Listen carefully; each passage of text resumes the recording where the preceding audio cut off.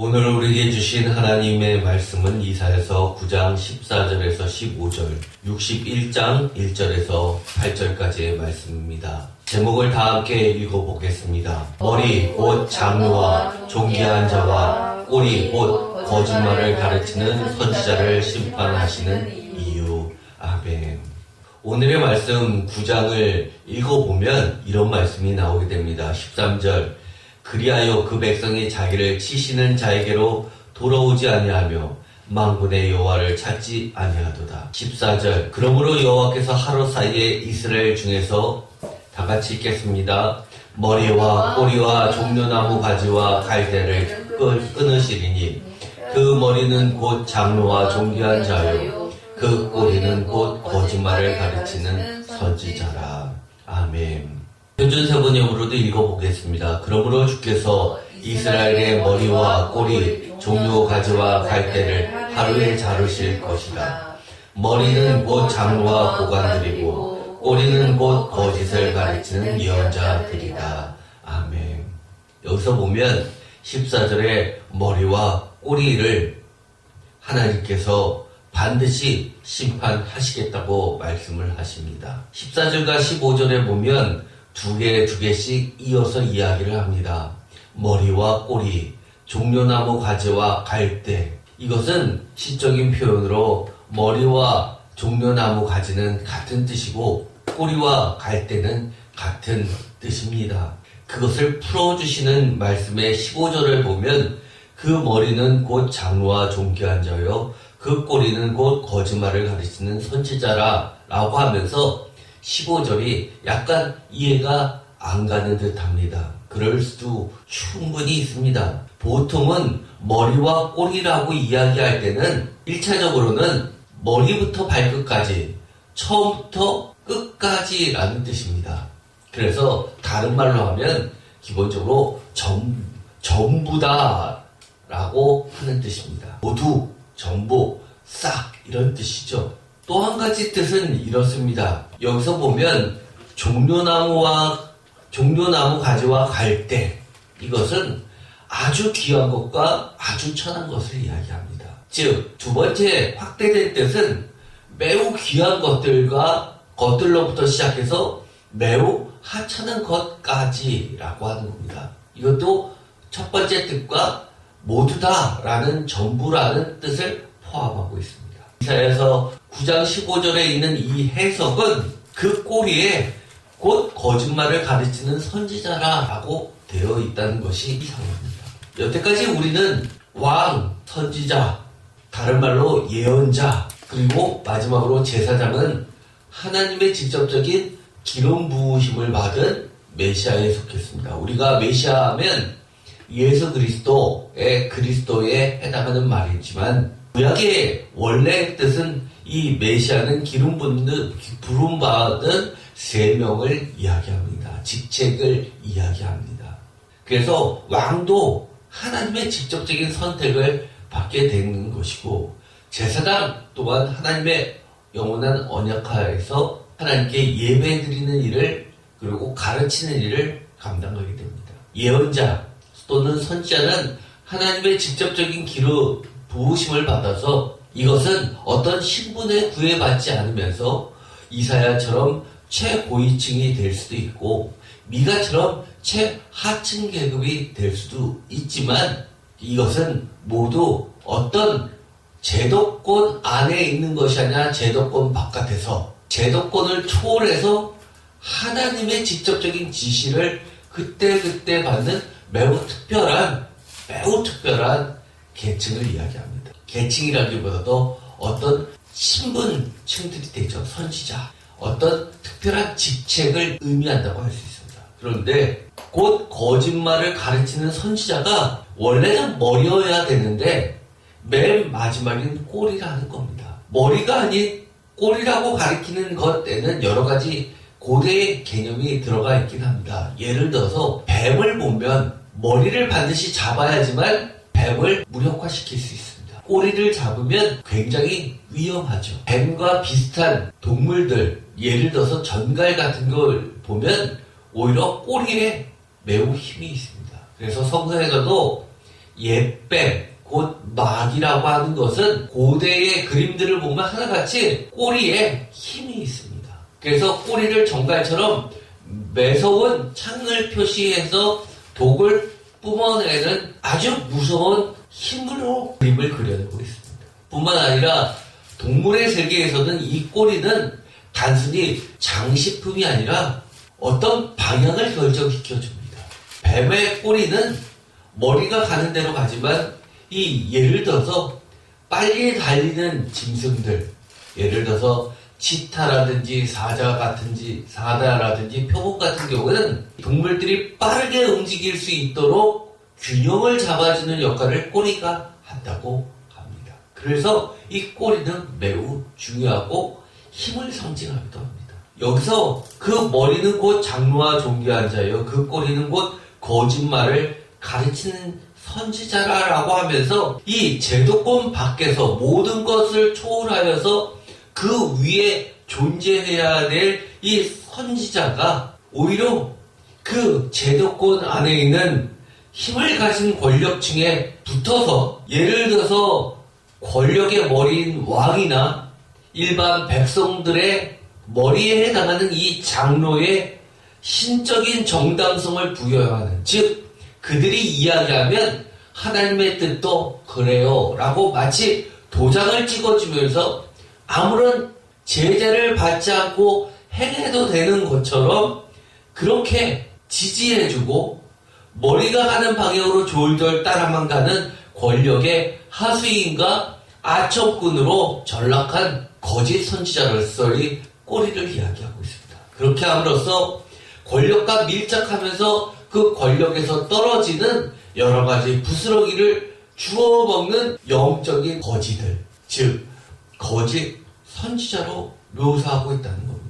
그들이 왜 심판받아야만 하는지 16절 다 같이 읽겠습니다. 백성을 인도하는 자가 그들을 미혹하니 인도를 받는 자들이 멸망을 당하는도다. 백성을 인도하는 자, 머리인 왕과 장로들 뿐만 아니라 선지자들, 거짓 선지자들도 원래는 하나님께서는 그들을 백성을 인도하는 역할을 삼기 위하여 세웠으나 그들 모두가 잘못됨으로 인하여 그 중간에 있는 백성들 모두가 미혹되어 멸망을 향해서 달려가게 하니 심판을 받을 수밖에 없다고 이야기합니다. 17절 이 백성이 모두 경건하지 아니하며 악을 행하며 모든 입으로 망령되이 말하니 그러므로 주께서 그들의 장정들을 기뻐하지 아니하시며 그들의 고아와 과부를 긍휼히 여기지 아니하시리라. 사실은 이 고아와 과부는 매우 특별한 계층 존재들입니다. 어떠한 경우에라도 하나님께서 그들을 돌보시는 친히 아버지가 되시고 남편이 되신다고 성경 곳곳에서는 이야기해주고 있기 때문입니다. 그런데도 불구하고 이런 특별한 돌보심을 받는 무조건적인 사랑을 받는 이 고아와 과부조차도 하나님께서는 긍휼히 여기지 아니하시고 심지어 그럴지라도 여호와의 진노가 돌아서지 아니하며 그의 손이 여전히 펴져 있다라고까지 이야기를 하십니다. 선지자는 대표적으로 사무엘 선지자를 이야기할 수 있습니다. 그런데 이 사무엘 선지자는 어떤 사람이었습니까? 다른 말로 이야기하면 킹메이커였습니다. 또는 킹체인저였습니다.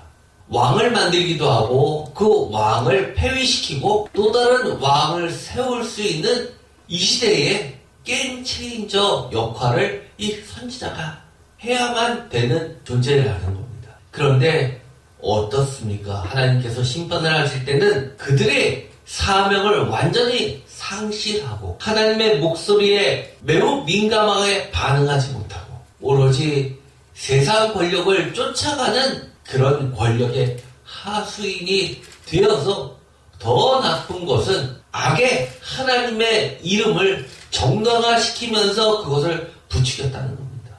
이사야서 61장 1절 특별한 그룹들, 예를 들어서 가난한 자, 상한 자, 포로된 자, 하나님의 특별한 돌보심을 받는 아까 이야기했던 과부와 고아의 또 다른 표현이라고 할 수 있습니다. 그런데 이들이 당연히 수혜자가 아닌 자들에게 허락해 주시는 은혜를 베풀어 주시는 이유가 있습니다. 이사야서 61장 1절 다 같이 읽겠습니다. 주 여호와의 영이 내게 내리셨으니 이는 여호와께서 내게 기름을 부으사 가난한 자에게 아름다운 소식을 전하게 하려 하심이라. 나를 보내사 마음이 상한 자를 고치며 포로된 자에게 자유를, 갇힌 자에게 노임을 선포하며 여호와의 은혜의 해와 우리 하나님의 보복의 날을 선포하며 모든 슬픈 자를 위로하되. 아멘.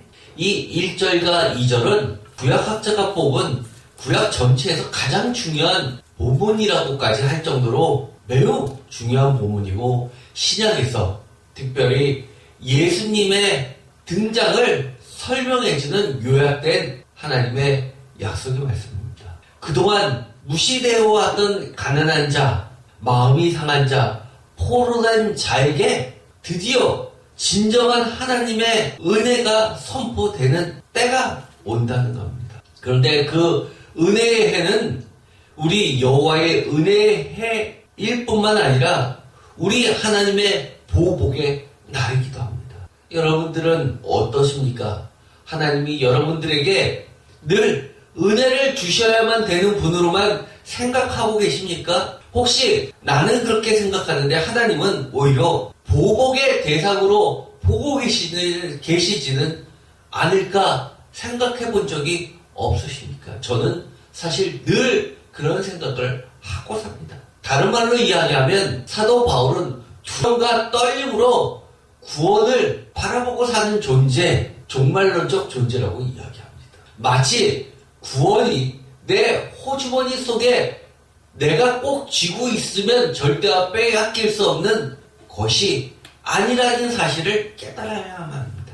하나님께서 은혜를 주셨지만 그 은혜는 철저히 하나님에게 속해 있습니다. 심지어 고아, 과부조차도 은혜를 거두시는 하나님이신데, 하나님이 진정한 은혜를 베풀어 주실 때에는 가난한 자, 마음이 상한 자, 포로된 자에게, 그리고 갇힌 자에게 놀라운 노임과 자유와 고침과, 그리고 이처럼 아름다운 복된 복음을 전하여 주신다고 이야기합니다. 무릇 시온에서 슬퍼하는 자에게 화관을 주어 그 죄를 대신하여 기쁨의 기름으로 그 슬픔을 대신하며 찬송의 옷으로 그 근심을 대신하시고 그들이 의의 나무 곧 여호와께서 심으신 그 영광을 나타낼 자라 일컬음을 받게 하려 하십니다.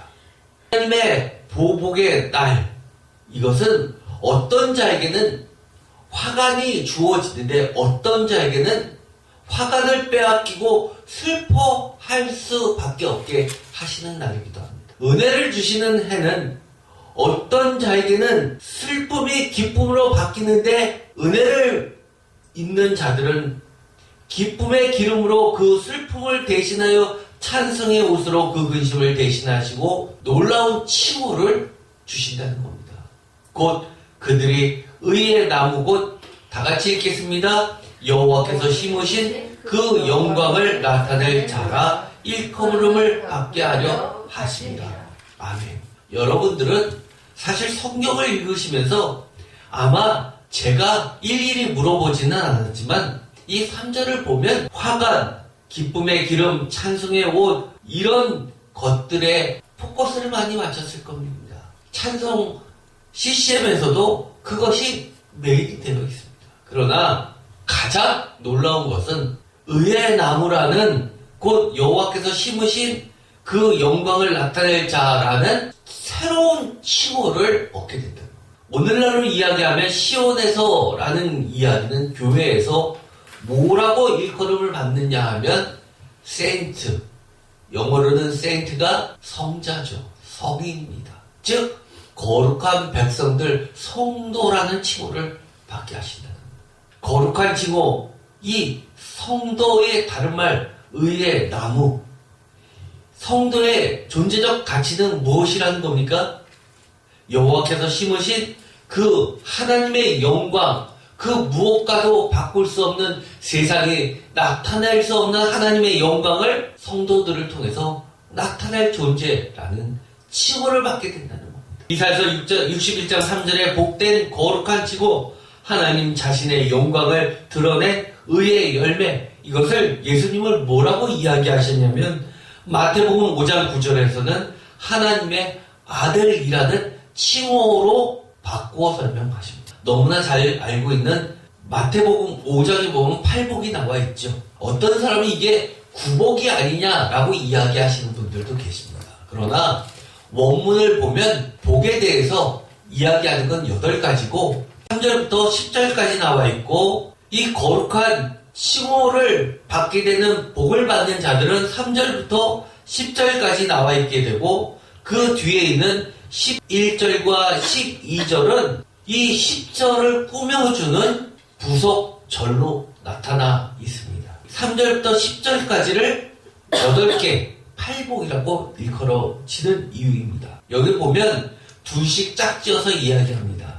그래서 어떤 사람은 3절과 4절을 짝으로, 5절과 6절을 짝으로, 7절과 8절을 짝으로, 9절과 10절을 짝으로 이야기하시는 분도 계십니다. 왜 그럴까요? 여태까지 시를 보면 다 짝을 이어서 이야기하는 표현들이 많기 때문입니다. 또 어떻게 보면 이렇게도 볼 수 있습니다. 대꾸 형식으로 보면 3절과 10절을 하나로 보고 이 4절과 9절을, 5절과 8절을, 6절과 7절을 하나로 볼 수도 있습니다. 그렇게 볼 때는 오히려 시의 형태를 갖추고 있습니다. 예를 들어서 3절입니다.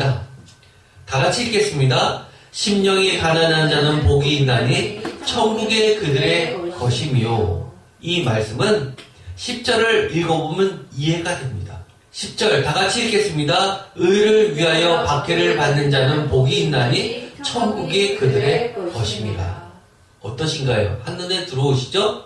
천국에서 시작해서 천국으로 끝나는 가로의 형태를 가지고 있습니다. 즉 3절에 있는 심령이 가난한 자는 다른 말로 이야기하면 의를 위하여 박해를 받는 자들입니다. 어떻게 보면 의를 위하여 박해를 받는 자, 심령이 가난한 자, 이 사람들은 하나님의 특별한 임무를 맡아서 돌보신 가운데 하나님의 나라를 선포하는 선지자들입니다. 누가복음에 보면 대표적으로 그런 자를 세상의 돈을 쫓아가지 않고 돈과 재물과 반대편에 서 있는 거지 나사로를 가지고 설명을 하고 있습니다. 애통하는 자는 복이 있나니 그들이 위로를 받을 것입니다. 라고 했었던 이 4절은 9절에 있는 것처럼 화평하게 하는 자는 복이 있나니 그들이 하나님의 아들이라 일컬음을 받을 것이라. 여기서 우리가 좀 기억을 해야 될 것이 있죠.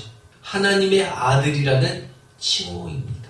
화평케 하는 자, 피스메이커는 하나님의 아들이라는 칭호를 받게 됩니다.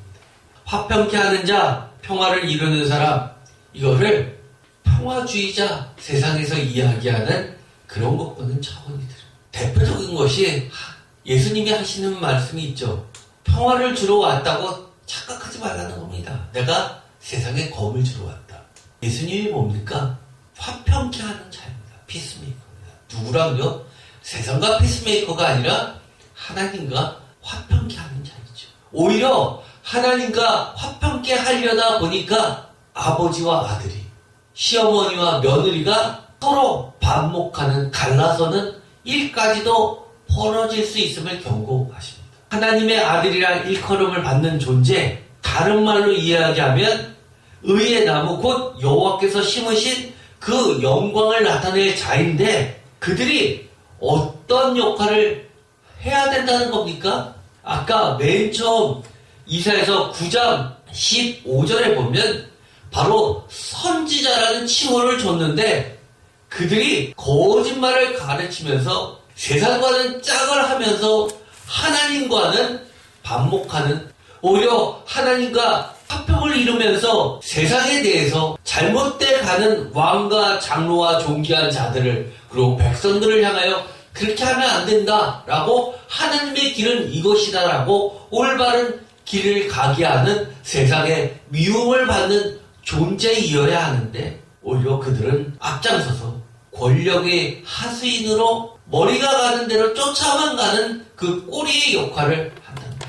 그 꼬리에는 힘이 있어서 사탄의 힘으로써 세상을 처음부터 끝까지 모두 망치는 존재랍니다. 그뿐만이 아닙니다. 이사야서 61장에 보면 이런 말씀이 나오게 됩니다. 이것을 보면 하나님이 왜 이들을 특별한 존재로 삼았는지를 보게 됩니다. 이사야서 61장 6절에 보면 하나님의 특별한 계획이 무엇이라고 나와 있습니까? 여호와의 은혜의 제사장이고 새 언약의 제사장이고 하나님의 봉사자 즉 새 언약의 일꾼이요 이러한 존재들은 하나님의 특별한 계획을 수행해야 될 특별한 집단 그룹입니다. 61편 6절 다 같이 읽겠습니다.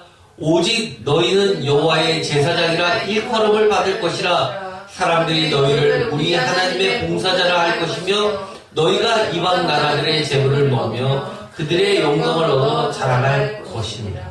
아멘. 너희가 누구입니까?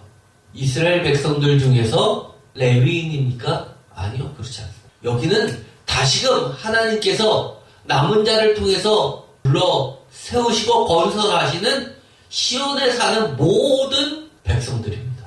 이런 자들이 모두 다 여호와의 제사장이라 우리 하나님의 봉사자라고 일컬음을 칭호를 받게 된다. 아까도 계속해서 나온 게 뭐죠? 새로운 칭호, 일컬음을 받게 되는 존재들이죠. 그런 존재들이 어떤 존재들입니까? 바로 거룩한 백성, 시온에 사는 백성, 교회에 사는 백성, 바로 성도들입니다. 7절 너희가 수치 대신에 보상을 배나 얻으며 능력 대신에 몫으로 말미암아 즐거워할 것이라. 그리하여 그들의 땅에서 갑절이나 얻고 영원한 기쁨이 있으리라. 8절 물은 나 여호와는 정의를 사랑하며 불의의 강탈을 미워하며 성실히 그들에게 갚아주고 그들과 영원한 언약을 맺을 것이다. 다른 말로 이야기하면 불의의 강탈을 미워하고 성실히 그들에게 갚아주어 정의를 사랑하시는 분, 은혜의 해와 보복의 해를 동시에 선포하시는 하나님의 정의를 이야기합니다. 그들과 영원한 언약을 맺으신다. 성도들과 영원한 언약을 맺으십니다. 다른 말로 이야기하면 이 성도는 여호와의 은혜의 제사장이요 하나님의 새 언약의 일꾼으로서 하나님의 봉사자들입니다. 요한복음 15장에 보면 예수님도 비슷한 일을 하십니다. 이것을 다른 말로 이야기하면 제자라고 이야기합니다. 또 누가복음에서는 제자를 처음 사도라 칭합니다. 예수님이 12 제자를 부르신 이후에 그들을 사도로 파송하시고 그 뒤에 70인의 사도도 파송하십니다. 예수님의 제자는 하나님의 제사장이고 하나님의 영광을 나타낸 열매라는 겁니다. 요한복음 15장 7절 너희가 내 안에 거하고 내 말이 너희 안에 거하면 무엇이든지 원하는 대로 구하라. 그리하면 이루리라. 하나님의 말씀이 인간의 입에 거하는 자들, 그 자들이 누굽니까? 선지자들이었습니다. 내 말이 너희 안에 거하면 8절 다 같이 읽겠습니다. 너희가 열매를 많이 맺으면 내 아버지께서 영광을 받으실 것이요 너희는 내 제자가 되리라. 아멘. 여기서 열매라고 하니까 세상에서 잘 살아서 모든 사람들의 부러움을 받는 자들. 하나님 잘 믿었지만 직장도 잘 나가네, 대학도 잘 가네, 야 세상에 저렇게 부도 얻었네 라고 하는 것이 결코 아니라는 겁니다. 하나님의 말씀이 늘 거하는 자들, 이런 자들이 열매를 맺는 자들입니다. 세상에서 성공해서 장로가 되는 것이 아니라 하나님의 말씀을 늘 사모하고 올바로 하나님의 말씀을 영적으로 해석하고 하나님의 말씀을 잘 듣고 하나님의 말씀을 있는 그대로 세상에 선포하고 많은 성도들을 가르칠 수 있는 자들이 장로가 되는 것이지, 세상에서 잘 나가고 헌금 많이 한다고 장로가 되는 교회는 그야말로 그것은 하나님이 버리시는 보복의 해의 교회일 뿐. 교회라고 다 교회가 아닙니다. 참 제자가 있는 교회, 그들이 또 세상을 가르치도록 새로운 제자들을 양성하는 교회, 많은 성도를 전도해서 그들을 모두로 멸망으로 인도하는 교회는 하나님의 멸망의 진노의 막대기, 여전히 펴있는 하나님의 진노의 손이 있는 교회입니다. 열매는 어떤 열매입니까? 늘 하나님의 말씀에 두려워 떨게 만드는 열매입니다. 하나님의 말씀이라면 내가 지금 손해를 봐도 무조건 하는 교회입니다. 9절 아버지께서 나를 사랑하신 것 같이 나도 너희를 사랑하였나니 나의 사랑 안에 거하라. 내가 아버지의 계명을 지켜 그의 사랑 안에 거하는 것 같이 너희도 내 계명을 지키면 내 사랑 안에 거하리라. 11절 다같이 읽겠습니다. 내가 이것을 너희에게 이름은 내 기쁨이 너희 안에 있으며 너희 기쁨을 충만하게 하려 합니다. 내 계명은 곧 내가 너희를 사랑한 것 같이 너희도 서로 사랑하라 하는 이것이니라. 요한복음 15장 12절 내 계명은 곧 내가 너희를 사랑한 것 같이 너희도 서로 사랑하라. 17절에도 내가 이것을 너희에게 명하면 너희를 서로 사랑하게 하리라. 여기서 서로 사랑이라는 말은 요한복음에서는 학자들은 이렇게 이야기합니다. 성도 간의 사랑을 이야기합니다. 세상을 미워하는데 세상과의 사랑을 이야기하는 것보다 전문적인 용어로는 섹트인 그 당시에 섹트 한 종파였던 예수 그리스도를 믿는 그룹들 간의 사랑을 이야기했습니다. 이런 자들에게 14절 다 같이 읽겠습니다. 너희는 내가 명하는 대로 행하면 곧 나의 친구라. 이제부터 너희를 종이라 하지 아니하리니 종은 주인이 하는 것을 알지 못합니다. 너희를 친구라 하였으니 내가 내 아버지께 들은 것을 다 너희에게 알게 하였습니다. 아멘. 친구라는 칭호도 주십니다. 표준세 번역은 이렇게 이야기합니다. 종은 주인이 무엇을 하는지 알지 못한다. 나는 너희를 친구라고 불렀다. 그렇게 불러준다는 겁니다. 왜요? 친구가 아니면 아버지께서 예수님에게 아들이신 예수에게 알려주신 내용을 알 수 없기 때문입니다. 그러면서 16절 너희가 나를 택한 것이 아니요 내가 너희를 택하여 세웠나니 다 같이 읽겠습니다. 이는 너희로 가서 열매를 맺게 하고 또 너희 열매가 항상 있게 하여 내 이름으로 아버지께 무엇을 구하든지 다 받게 하려 함이라. 아멘. 여기서도 열매가 나오지요. 열매, 이것은 매우 중요한 겁니다. 어떻게 보면 이 친구들은 열매를 맺는 존재들입니다. 의의 열매를 맺는 존재들이고 서로 사랑하면서 하나님의 말씀이 거하는 하나님의 말씀을 세상에 가르쳐주고 하나님의 영광인 이 말씀을 드러내는 존재들입니다. 내 이름을 아버지께 무엇을 구하든지 다 받게 한다라는 것은 우리가 끝에 예수 그리스도의 이름으로 기도합니다. 아멘 하는 그 근거가 되고 있습니다. 어떤 학자들이 이것을 신명신앙이라고 합니다. 신의 이름으로 하는 신앙이라는 거죠. 우리가 이것을 부정적으로 볼 필요 없습니다. 어떤 부정적으로 보시는 분들은 예수님이 있던 그 시대, 초대 교회, 예수님이 십자가에 달려 돌아가시고 부활하시면서 신적인 능력을 나타내니까 그의 제자 그룹들이 마치 그 당시에 마술사들이 누구누구 신의 이름으로 마술을 부리듯 그의 제자들이 예수 그리스도의 이름으로 기도하던 것이 유래가 되었다고 주장합니다. 성경에도 그 근거가 나와 있는데 바로 사마리아에서의 있었던 사건입니다. 우리가 구약에서 늘 이야기했죠. 신명신앙이라는 게 매우 중요했습니다. 야훼의 이름 스스로 있는 존재지 어떤 것에 갇혀있는 이름이 아니었습니다. 그래서 구약에 보면 수많은 하나님의 이름이 등장합니다. 그 이름을 통해서 우리가 하나님의 그 존재를 조금 알 뿐입니다. 하나님이 자신을 드러내실 때마다 이름을 알려주셨습니다. 그래서 우리는 이름을 통해서 하나님은 이런 분이시구나 라는 것을 조금씩 알게 되었습니다. 마찬가지입니다. 바로 예수 그리스도께서 우리에게 새로운 이름을 주시고 또 하나님께서 예수 그리스도에게 새로운 이름을 허락하심으로써 우리는 하나님과 예수님을 만나게 됩니다. 지금까지 우리가 여러 이야기를 했지만 맨 처음 우리들의 말씀 그 머리는 곧 장로와 존귀한 자요 그 꼬리는 곧 거짓말을 가르치는 선지자라. 16절 백성을 인도하는 자가 그들을 미혹하니 인도를 받는 자들이 멸망을 당하는도다 라는 이 구절과 또 하나 이사야서 61장에 있는 것처럼 3절 의의 나무 곧 여호와께서 심으신 그 영광을 나타낼 자라 일컬음을 받게 하려 하시리라 라는 그 구절을 통해서 우리는 하나님의 그 목적을 알게 됩니다. 하나님께서 우리를 의의 열매로 불러주신 것. 꼴이 곧 거짓말을 가르치는 선지자가 되지 않으려면 하나님께서 새롭게 불러주시는 그 이름에 걸맞게 하나님의 명령을 우리가 반드시 수행해야 됩니다. 이것을 다른 말로 이야기하면 사명이라는 말로도 표현할 수도 있습니다. 이사야서 61장 6절 다 같이 읽겠습니다. 오직 너희는 여호와의 제사장이라 일컬음을 받을 것이라. 사람들이 너희를 우리 하나님의 봉사자라 할 것이며 너희가 이방 나라들의 재물을 먹며 그들의 영광을 얻어 자랑할 것입니다. 자랑이 무엇입니까? 여기서 이방 나라들의 재물을 먹기 때문에 자랑하라는 겁니까? 아니요.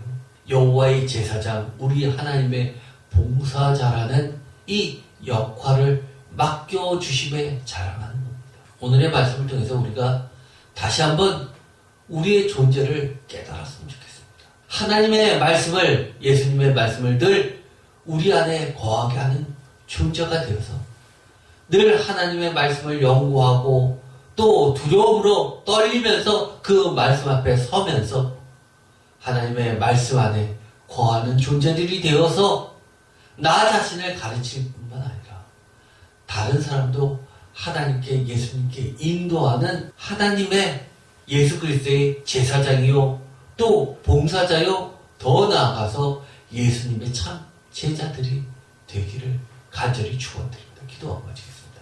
하나님 감사합니다. 우리가 이 땅에 살면서 세상에서 얻게 되는 여러 가지 이득을 내가 누리게 되는 화관을 바라보면서 달려왔다면 주님 용서하여 주옵소서. 늘 하나님이 왜 우리를 새롭게 불러주시고 세워주시고 성도의 그 귀한 의의 열매라는 칭호를 주셨는지 깨닫게 하여 주셔서 하나님의 제사장이요 의의 제사장이요 세상에 하나님의 말씀을 가르치는 봉사자라는 그 귀한 사명을 감당하는 존재로 새롭게 태어나게 하여 주시옵소서.